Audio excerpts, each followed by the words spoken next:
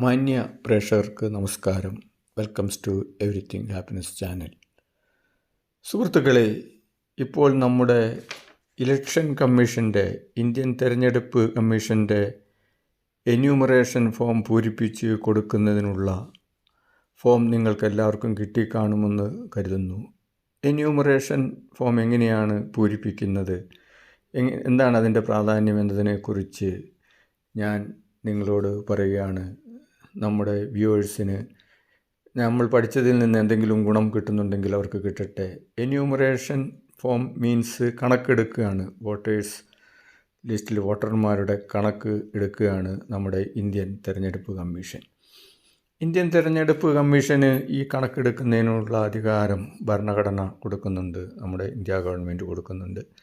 അങ്ങനെ ഇത് ലാസ്റ്റ് ഇപ്പോൾ നടന്നത് ഈ 2002 2002 നടന്നിട്ടുള്ള അത് ഒരുപാട് കാലഹരണപ്പെട്ടു.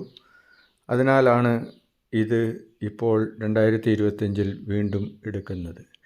കാരണം ഒരുപാട് മിസ്റ്റേക്കുകൾ, 23 വർഷമായി മിസ്റ്റേക്കുകൾ ഈ വോട്ടർ പട്ടികയിൽ ഉണ്ടായിരിക്കും. അതിനു വേണ്ടിയിട്ടാണ് ഇത് ഇപ്പോൾ അമെൻഡ് ചെയ്യുന്നത്, അതായത് പുതുക്കുകയാണ് ചെയ്യുന്നത്. ഇന്ത്യൻ തെരഞ്ഞെടുപ്പ് കമ്മീഷൻ നടത്തുന്ന ഈ കണക്കെടുപ്പ്, വോട്ടർമാരുടെ കണക്കെടുപ്പ്, പുതിയ വോട്ടർമാരുടെ ലിസ്റ്റ് ഉണ്ടാക്കുന്നതിന് വേണ്ടിയാണ്. ഇനി നമ്മളുടെ പേര് ഈ ലിസ്റ്റിൽ വന്നില്ലെങ്കിലും ഭയപ്പെടാനൊന്നുമില്ല. ഫോം 6 നമുക്ക് വീണ്ടും അപേക്ഷ കൊടുത്ത് നമുക്ക് വീണ്ടും ഇതിൽ വോട്ടേഴ്സ് ലിസ്റ്റിൽ പേര് വരുത്താം. SIR എന്ന് പറഞ്ഞാൽ സ്പെഷ്യൽ ഇൻറ്റൻസീവ് റിവിഷൻ, അതായത് കണക്കെടുപ്പ്, പുതിയതായിട്ടുള്ള വോട്ടർമാരുടെ കണക്കെടുപ്പ്. പണ്ടും പഴയതും അത് 2002 നടത്തിയത് അമെൻഡ് ചെയ്യുകയാണ്, പുതുക്കുകയാണ്, 2025 പുതുക്കുകയാണ്. കാരണം എന്താണെന്ന് വെച്ച് കഴിഞ്ഞാൽ 2002 ശേഷം ഒരുപാട് പേർ മരിക്കുകയും സ്ഥലം മാറിപ്പോവുകയും വിദേശങ്ങളിൽ പോവുകയും ഒക്കെ ചെയ്തിട്ട് ഇതിൻ്റെ ആധികാരികത, ഉറപ്പുവരുത്തുകയാണ് ചെയ്യുന്നത്. അതാണ് ഇതുകൊണ്ട് ഉദ്ദേശിക്കുന്നത്. അപ്പോൾ ഇതൊരു പുതിയ രജിസ്റ്ററായിട്ട് 2002 പകരമായിട്ട് 2025 രജിസ്റ്റർ സ്ഥാനം പിടിക്കും. മുന്നോട്ടുള്ള വോട്ടിങ്ങുകൾക്കും കാര്യങ്ങൾക്കുമൊക്കെ സ്ഥാനം പിടിക്കും. അപ്പോൾ ഇതിൽ നമ്മൾ ഭയപ്പെടാനൊന്നുമില്ല. അതിൽ പറഞ്ഞിരിക്കുന്ന രേഖകൾ നമ്മൾക്ക് ഈ BLOയ്ക്ക് ഇതൊന്നും ചെയ്യാനുള്ള അധികാരമില്ല. BLO നമുക്ക് തന്നിരിക്കുന്ന ഫോം ഫില്ല് ചെയ്ത് അവർ സഹായിക്കും. അല്ലെങ്കിൽ അവർ ആ ഇതിൻ്റെ മുകളിൽ തന്നെ ഫില്ല് ചെയ്യേണ്ടതായ ഭൂരിഭാഗം കാര്യങ്ങളും കൊടുത്തിട്ടുണ്ട്. അത് നോക്കി നമ്മൾ നമ്മുടെ ഇലക്ഷൻ കമ്മീഷൻ തന്നിരിക്കുന്ന വോട്ടർ ID കാർഡ്, എപ്പിക് നമ്പറൊക്കെ ഉള്ളത് നോക്കി നമ്മൾ ഫില്ല് ചെയ്യുക. അതായത് ജനനത്തീയതി, ആധാർ നമ്പർ വേണമെങ്കിൽ കൊടുക്കാം, മൊബൈൽ നമ്പർ, ജനനത്തീയതി മൊബൈൽ നമ്പറൊക്കെ പ്രധാനം തന്നെയാണ്.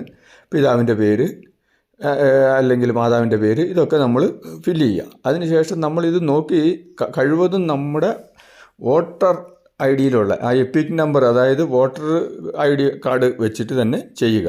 അത് ചെയ്ത് കഴിഞ്ഞ് 2002 വോട്ടേഴ്സ് ലിസ്റ്റിൽ പേരുണ്ടെങ്കിൽ അത് ഇടതുവശത്തെ കോളത്തിൽ അതിൽ കാണുന്ന മാതിരി എഴുതി ചേർക്കുക. അതിൽ ഇല്ല എങ്കിൽ നമ്മളുടെ ബന്ധുക്കളിൽ നിന്ന് ഇലക്ഷൻ കമ്മീഷൻ ഉദ്ദേശിക്കുന്നത് അച്ഛൻ, അമ്മ, അച്ഛൻ്റെ അച്ഛൻ, അമ്മയുടെ അച്ഛൻ, മകൻ, മകൻ്റെ മകൻ, മകൾ, മകളുടെ മകൾ, ഇത്രയും പേരെയാണ്. അല്ലാതെ ബന്ധത്തിൽപ്പെട്ട സഹോദരന്മാരെയോ ഭാര്യേനോ അങ്ങനെയുള്ളതൊന്നും കൂട്ടത്തില്ല. അപ്പോൾ അച്ഛനും അമ്മയുടെയും അതായിരിക്കും നല്ലത്. അവരുടെ ലിസ്റ്റ് ഉണ്ടെങ്കിൽ അത് 2002 കോളത്തിൽ, ബന്ധുവിൻ്റെ കോളത്തിൽ ഫില്ലപ്പ് ചെയ്യുക. അവരുടെ പേര്, അച്ഛൻ്റെ പേര്, റിലേഷൻ, ആ തെളിഞ്ഞു വന്നിരിക്കുന്ന നമ്മൾ സൈറ്റിൽ കയറി നോക്കുമ്പോൾ ഇത് ചെയ്യുക. എന്നിട്ട് ഒപ്പിട്ട് നമ്മൾ BLOയുടെ കൈവശം കൊടുത്തയക്കുക. ഒരു കോപ്പി BLOനെ കൊണ്ട് ഒപ്പിടിപ്പിച്ച് നമ്മുടെ റെസീറ്റായിട്ട് വളരെ സൂക്ഷ്മതയോടെ സൂക്ഷിച്ചു വെക്കുക. കാരണം പിന്നീട് ഏതെങ്കിലും കാരണവശാൽ നമ്മളെ ഡോക്യുമെൻ്റ് മുഖേന വിളിപ്പിക്കുകയോ എന്തും ചെയ്യുമ്പോൾ നമ്മളുടെ തെളിവാണത്, എവിഡൻസാണ്. ആ കോപ്പി നമ്മൾ സൂക്ഷിച്ചു വെക്കണം. എന്താണ് നമ്മൾ ഫില്ലപ്പ് ചെയ്തിരിക്കുന്നത്, നമ്മളുടെ വോട്ടേഴ്സ് ID കാർഡ് വെച്ചാണ് നമ്മൾ ചെയ്തിരിക്കുന്നത്, അത് നമ്മുടെ മുന്നോട്ടുള്ള ഇതിനുള്ള തെളിവാണ്. അത് നമ്മൾ സൂക്ഷിച്ചു വെക്കണം, ഒന്ന് കൊടുത്തയക്കണം. BLO ഇത് കളക്ട് ചെയ്ത് ജസ്റ്റ് ഇലക്ഷൻ കമ്മീഷന് ഫോർവേഡ് ചെയ്യും. അത്രേ അവരുടെയൊക്കെ പണിയുള്ളൂ. ഇതിൻ്റെ ഭരണാധികാരി, ഇത് തീരുമാനിക്കുന്നത് ജില്ലാ കളക്ടറും നമ്മുടെ ഇലക്ഷൻ ഓഫീസറും ആണ്. അവരാണ് തീരുമാനിക്കുക. അപ്പോൾ നമ്മൾക്ക് എന്തെങ്കിലും ഈ ഡോക്യുമെൻറ്റ്സ് വ്യത്യാസം ഉണ്ടെന്നുണ്ടെങ്കിൽ അവർ നമ്മളുടെ സ്ഥലത്തിൻ്റെയും ജനനത്തീയതിയുടെയും വേണ്ടിയിട്ട് അവർ ഡോക്യുമെൻറ്റുമായിട്ട് ഏതെങ്കിലും ലിസ്റ്റിൽ കൊടുത്തിരിക്കുന്ന നമ്മൾ വായിച്ച് മനസ്സിലാക്കിയിട്ട് അല്ല ഏതെങ്കിലും ഒന്ന് മതി. അതുകൊണ്ട് അവർ ഹിയറിങ്ങിന് വിളിക്കും, നമ്മളതുകൊണ്ട് കാണിക്കണം. ഇതാണ് ഇതിൻ്റെ പ്രൊസീജിയർ.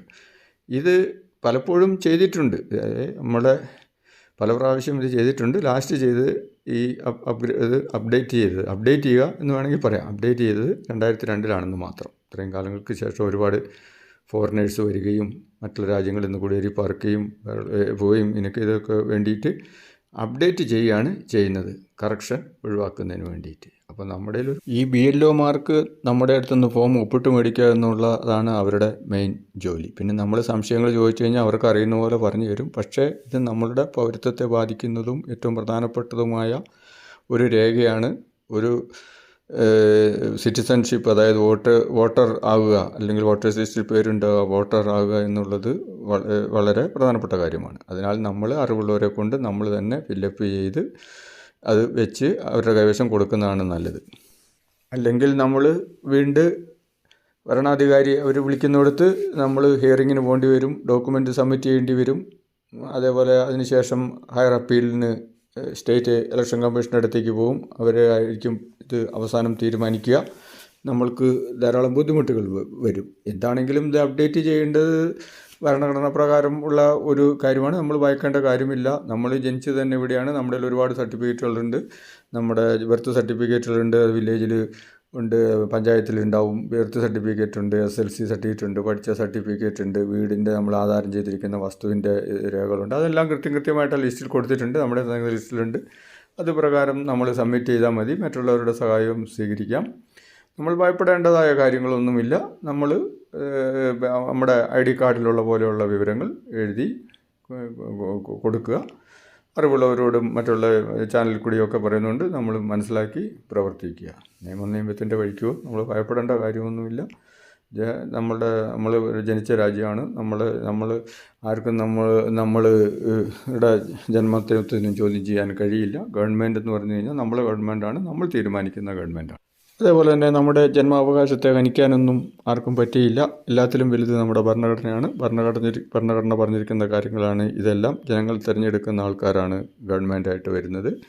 കോടതികളുണ്ട്. അതുകൊണ്ട് അതിലൊന്നും ഭയപ്പെടേണ്ട കാര്യമില്ല. ഈ രേഖകളെല്ലാം പല രേഖകൾ നമ്മുടെ കയ്യിലുണ്ട്. അത് കൊടുത്തു കഴിയുമ്പോൾ നമ്മുടെ വോട്ടേഴ്സ് റൈറ്റ് നമുക്ക് കിട്ടും, വോട്ട് ചെയ്യാനുള്ള അവകാശം കിട്ടും, നമ്മളെ ലിസ്റ്റിൽ പേര് വരും. പിന്നെ എന്താണെന്ന് ചോദിച്ചു കഴിഞ്ഞാൽ ആഫ്റ്റർ ഓൾ എല്ലാം തീരുമാനിക്കുന്ന ഗവൺമെൻറ് തന്നെയാണ്, ഗവൺമെൻറ് അധികാരികളാണ്. അങ്ങനെ ഒരു വസ്തുതയുണ്ട്. അതാണ് എല്ലാ സ്ഥലത്തും എല്ലായിടത്തും. ഇതൊക്കെ ചെക്ക് ചെയ്യുന്നതിനാന്ന് വെച്ച് കഴിഞ്ഞാൽ ധാരാളം വിദേശികൾ വരികയോ വളരെയധികം മാറ്റങ്ങൾ വരികയും ഇത്രയും കൊല്ലങ്ങളായി ഇതൊന്നും നടത്തിയിട്ടില്ല.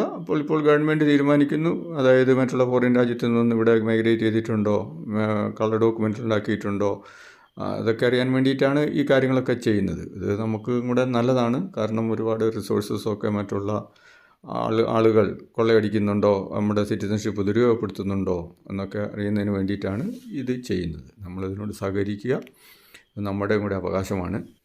മാന്യ പ്രേക്ഷകരെ, നന്ദി, നമസ്കാരം. I am Captain Grand Master Shaji Matthew. Please like, share and comment നമ്മുടെ മറ്റുള്ള സഹോദരങ്ങൾക്ക് വേണ്ടിയിട്ട്. Thank you. ഔട്ട്.